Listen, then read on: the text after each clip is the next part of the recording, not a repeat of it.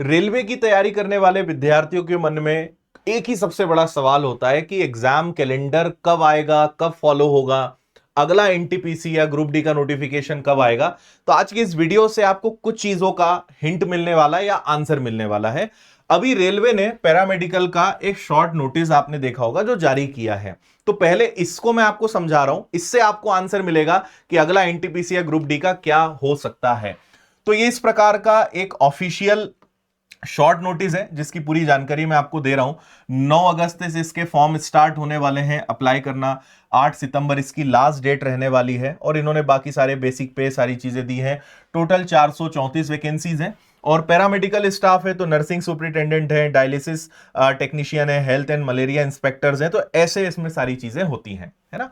तो आपका जो नोटिफिकेशन है यहां पे, अच्छा एक चीज आपको पहले दूसरी बता देता हूं।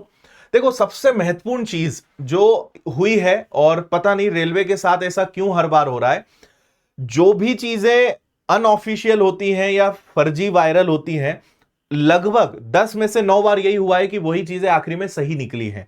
मतलब पहले चीजें लीक हुई हैं और बाद में फिर वो चीजें सही साबित हो गई हैं, और ये इस बार भी देखने को मिला है। आपको ये कैलेंडर बहुत सारे टीचर्स ने, बहुत सारे वीडियोस में आपने देखा होगा कि ये एक फेक कैलेंडर वायरल हुआ था, ठीक है। और मैंने भी इस पे वीडियो बनाया, मैंने भी कहा कि भाई ये अभी तक कहीं भी ऑफिशियल नहीं आया है, अभी कहना मुश्किल है। लेकिन आप मतलब कोइंसिडेंस देखिए कि जो इस फेक नोटिस में या इस फेक कैलेंडर में लिखा है वही सारी चीजें लगभग उसी के इर्द गिर्द चल रही हैं और फॉलो हो रही हैं। जैसे आप अगर देखोगे तो एएलपी का इसमें लिखा हुआ था कि जनवरी से मार्च के बीच में जो है एएलपी असिस्टेंट लोको पायलट का आपको देखने को मिल सकता है। और आप देखेंगे कि 29 मार्च 2025 को जो है एएलपी का नोटिफिकेशन जारी हो गया और यही इसमें लिखा हुआ था। सेकंड अगर आप देखोगे तो टेक्नीशियंस का लिखा हुआ था कि अप्रैल से जून के बीच में आपको टेक्नीशियंस देखने को मिल जाएगा। 21 जून को टेक्नीशियंस का नोटिफिकेशन आ गया, ठीक है।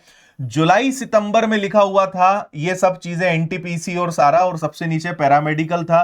तो यहां लिखा हुआ था जुलाई से सितंबर के बीच में। और आप अगर देखोगे तो 26 जुलाई को पैरामेडिकल का जो नोटिफिकेशन या शॉर्ट नोटिस है वो जारी हो गया और अभी इसके फॉर्म भरना और सारी चीजें आ जाएंगी। तो अब अगर हम इस हिसाब से देखें तो जुलाई से सितंबर के बीच में आपको अगला जो एनटीपीसी है वो 100% देखने को मिल जाएगा, है या ना।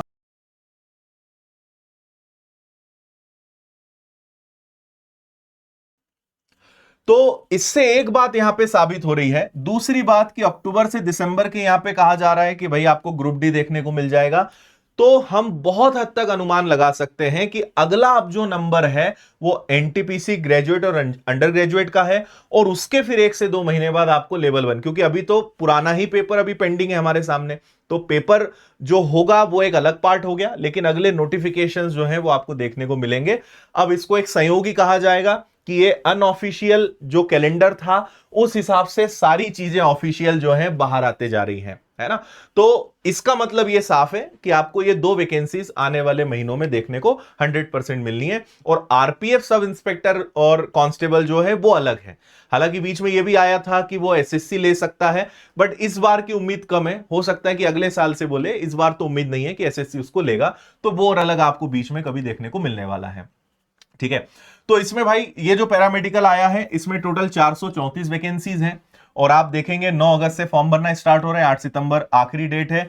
एग्जाम के बारे में भी इसमें कुछ भी नहीं कहा है कि एग्जाम कब होगा, किस पोस्ट के लिए क्या एज ग्रुप है वो आप यहां पे पढ़ सकते हो वीडियो को रोककर, और किसके लिए क्या क्वालिफिकेशन है। क्योंकि इसमें आपका वही है साइंस बैकग्राउंड, नर्सिंग बैकग्राउंड और आपका जो क्वालिफिकेशन है, तो सभी पोस्ट के लिए अलग अलग एजुकेशनल क्वालिफिकेशन है। हमने वो सिंपल तरीके से यहां पे लिख दिया है तो आप इसको देख पाओगे।